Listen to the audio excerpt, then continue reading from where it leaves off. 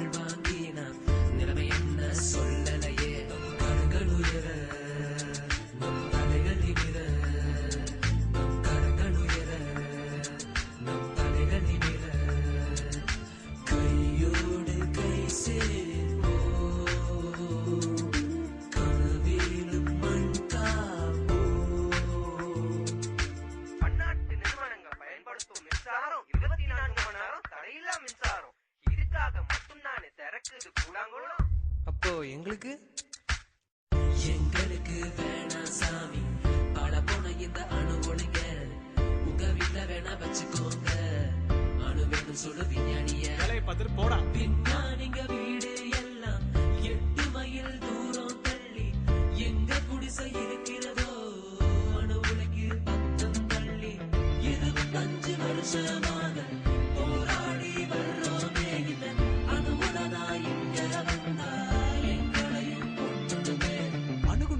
பாதுகாப்பாமே அணுவுல பாதுகாப்பாமே காதல போவ சுத்தம் மானங்கட்ட விஞ்ஞானியே பாதுகாப்பான அணுவுல ஒண்ணு பூமியில இருக்குதாயா? Still under research.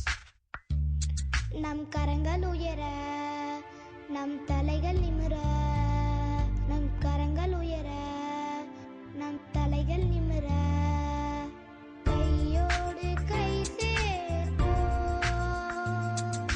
கனவிலும் மண் காப்போம் நாமெல்லாம் ஒன்று கூடிடுவோம் போராடிடுவோம் புது வரலாற்றை இங்கு படைத்திடுவோம்.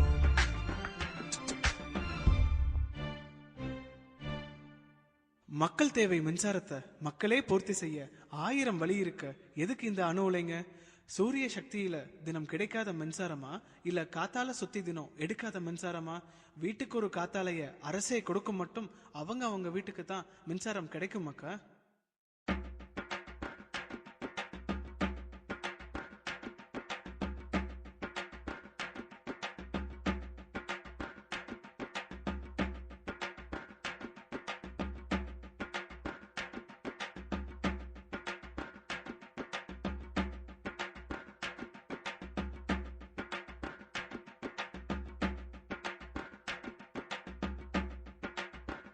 இது தமிழர்கள் மட்டும் நடத்துகிற போராட்டம் அல்ல, மலையாளிகள் மட்டும் நடத்துகிற போராட்டம் அல்ல, ஒட்டுமொத்த இந்திய மக்களும் நடத்துகிற போராட்டம்.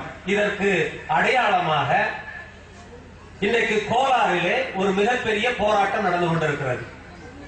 நம்முடைய உச்சநீதிமன்ற வழக்கிலே விசாரணை போன வாரம் செவ்வாய்க்கிழமை நடந்த போது மத்திய அரசு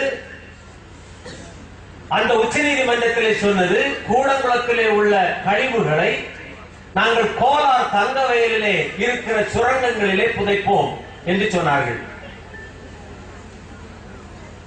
அந்த அறிவிப்பு வெளியான அடுத்த நிமிடத்திலேயே கர்நாடக மாநிலத்திலே மிகப்பெரிய கொந்தளிப்பு ஏற்பட்டு அனைத்து கட்சிகளும் சேர்ந்து இதை எதிர்க்கிறோம், இந்த திட்டத்தை நாங்கள் அமல்படுத்த விடமாட்டோம் என்று ஒரு மிகப்பெரிய கடையடைப்பு போராட்டம் கோலார் பகுதியிலே நேற்று நடந்திருக்கிறது. இன்றைக்கும் அந்த போராட்டங்கள் தொடர்ந்து நடந்து கொண்டிருக்கின்றன. கோலார் என்பது கர்நாடக மாநிலத்தினுடைய தென் பகுதியிலே தனியாக உள்ள ஒரு மாவட்டம். அந்த கோலார் மாவட்டத்திற்கு வலது பக்கம் ஆந்திர பிரதேசத்திலே சித்தூர் மாவட்டம் இருக்கிறது. சித்தூர் மாவட்டத்திலே மட்டும் 40 லட்சத்துக்கும் அதிகமான மக்கள் வாழ்கிறார்கள். 40 லட்சத்துக்கும் அதிகமான மக்கள் ஆந்திர மாநிலம் சித்தூர் மாவட்டத்திலே வாழ்கிறார்கள். கர்நாடக மாநிலத்திலே உள்ள கோலார் மாவட்டத்தில் 20 லட்சம் மக்கள் வாழ்கிறார்கள். கோலார் மாவட்டத்திற்கு நேர தெற்கே தமிழ்நாட்டிலே உள்ள கிருஷ்ணகிரி மாவட்டத்திலே 20 லட்சம் மக்கள். கிட்டத்தட்ட அந்த பகுதியிலே 80 லட்சத்துக்கும் அதிகமான மக்கள் மிக நெருக்கமாக அடர்த்தியாக வாழ்கிறார்கள். கர்நாடகமும் ஆந்திரமும் தமிழகமும் 3 மாநிலங்களும் சேருகிற ஒரு முக்கியமான பகுதி, தென்னிந்தியாவினுடைய இதயம் என்று சொல்லப்படுகிற அழைக்க முடிகிற ஒரு முக்கியமான இடம் அந்த இடம். கோலாரிலே 100 ஆண்டுகளுக்கு மேலாக தங்கம் தோண்டி எடுத்து தங்க சுரங்கங்கள் தோண்டி எடுக்கப்பட்ட இடம். பல சுரங்கங்கள் மூடப்பட்டிருக்கின்றன. மத்திய அரசு கோலார் மக்களிடம் அனுமதி கேட்கவோ கர்நாடக மாநில அரசிடம் ஆலோசனை செய்யவோ எதுவுமே செய்யாமல் தாந்தோண்டித்தனமாக எதேச்சாதிகாரத்தனமாக இங்கே வந்து கூடங்குளம் அணுமின் நிலையத்தை எப்படி நம்முடைய தலையிலே கட்டினார்களோ அதே போல கோலார் சுரங்கங்களுக்குள்ளே கூடங்குளம் அணுமின் நிலைய கழிவுகளை மட்டுமல்ல, அமெரிக்க உதவியோடும் பிரான்ஸ் நாட்டு உதவியோடும் ரஷ்ய நாட்டு உதவியோடும் தென்கொரிய நாட்டு உதவியோடும் இந்தியா முழுக்க வரவிருக்கிற அனைத்து அணுமின் நிலையங்களில் உள்ள கழிவுகளையும் கொண்டு வந்து கோலார் சுரங்கங்களிலே கொட்டி அதை நாங்கள் மூடிவிடலாம் என்று திட்டமிட்டிருக்கிறோம் என்று சொல்லி உச்ச நீதிமன்றத்திலே மத்திய அரசும் அணுசக்தி துறையும் ஒரு தாக்கீது, ஒரு மனுவை அளிக்கிறார்கள். உள்ளூர் மக்களிடம் கேள்வி கேட்கவில்லை, உள்ளூர் மக்களை கலந்தாலோசிக்கவில்லை, கர்நாடக அரசை கடுகளவும் மதிக்கவில்லை. உடனடியாக இந்த செய்தி வெளியான அடுத்த நிமிடமே ஒட்டுமொத்த கர்நாடகமே இதற்கு எதிர்ப்பு தெரிவிக்கிறது. கர்நாடக முதல்வர் ஷெட்டர் சொல்லியிருக்கிறார், கோலாரில் மட்டுமல்ல கர்நாடகத்திலே எந்த பகுதியிலேயும் இதை நாங்கள் புதைக்க அனுமதிக்க மாட்டோம். அவன் மனுஷன், அவன் அந்த மக்களுக்காக ஆளக்கூடியவன். அங்கே பாரதிய ஜனதாவும் காங்கிரஸ் கட்சிக்கும் தகராறு கிடையாது, எல்லோரும் ஒன்றாக நிற்கிறார்கள். அண்ணா திமுக இங்கே நம்மை எல்லாம் நண்பர் முகிலன் குறிப்பிட்டது போல ஒரு காட்டு தர்பார் நடத்தி நம் மீது தடியடி போலீஸ் துப்பாக்கி சூடு என்று நடத்தி கொண்டிருக்கிற அண்ணா திமுக கோலாரிலே இந்த கடையடைப்புக்கு ஆதரவு. உழைக்கும் மக்களுக்காக குரல் கொடுக்கிற இடது கம்யூனிஸ்ட் கட்சி இந்த போராட்டத்துக்கு ஆதரவு. தமிழகத்திலே ஒரு நிலை, கர்நாடகத்திலே இன்னொரு நிலை. இங்கே நாம் எல்லாம் தேச துரோகிகள், இந்தியாவுடைய வளர்ச்சியை தடுக்கிறோமா, அமெரிக்காவோடு கைகோர்த்து இந்தியாவை அழிக்க முற்படுகிறோமா? பாரதிய ஜனதா கட்சி சொல்கிறது. பாரதிய ஜனதா கட்சியும் இந்து முன்னணி காவிகளும் இந்த காட்டு மிராண்டிகள் நம்முடைய வாகனத்தை அடித்து உடைத்தார்கள், நம் மீது பேய் தாக்குதல் நடத்தினார்கள். காரணம் என்ன? நாம் எல்லாம் இந்தியாவுக்கு எதிரிகள், இந்தியா வளரக்கூடாது, இந்தியா வல்லரசாக கூடாது என்று தடுக்கிற தேச துரோகிகள். நம் மீது தேச துரோக வழக்கு. இதே பாரதிய ஜனதா கட்சி கோலாரிலே அணுக்கழிவுகளை புதைக்க விட மாட்டோம் என்று சொல்கிறார். யார் தேச துரோகி? அப்போது நீயும் தேச துரோகி தானே? கர்நாடக முதல்வர் ஷெட்டரும் தேச துரோகி தானே? அருமை சொந்தங்களே, சிந்தித்து பார்க்க வேண்டும். இந்த அரசியல் கட்சிகள் எல்லாம் ஏமாற்றுக்காரர்கள். இங்கே ஒரு நிலை, அங்கே ஒரு நிலை. இந்த கோலார் தங்கவயல் பகுதியை எடுத்து பார்த்தால் அதனுடைய உயரம் கடல் மட்டத்திலிருந்து 3900 மீட்டர். கடல் மட்டத்திலிருந்து 3900 மீட்டர் உயரத்திலே இருக்கிறது கோலார். இந்த சுரங்கங்கள் அதிகபட்சமாக போனால் 1 கிலோமீட்டர் ஆழம் இருக்கலாம், 1000 மீட்டர். 3900 மீட்டர் உயரத்திலே உள்ள ஒரு மலைப்பாங்கான உயரமான பகுதியிலே சுரங்கத்தை தோண்டி அதற்குள்ளே இந்த கழிவுகளை அடுத்த 48,000 ஆண்டுகள் புதைத்து வைக்கும் போது என்ன நடக்கும்? என்ன நடக்கும்? உள்ளே வெடி விபத்துக்கள் நடக்கலாம், கதிர்வீச்சு வரும். அதைவிட ஒரு மிகப்பெரிய உண்மை என்ன தெரியுமா?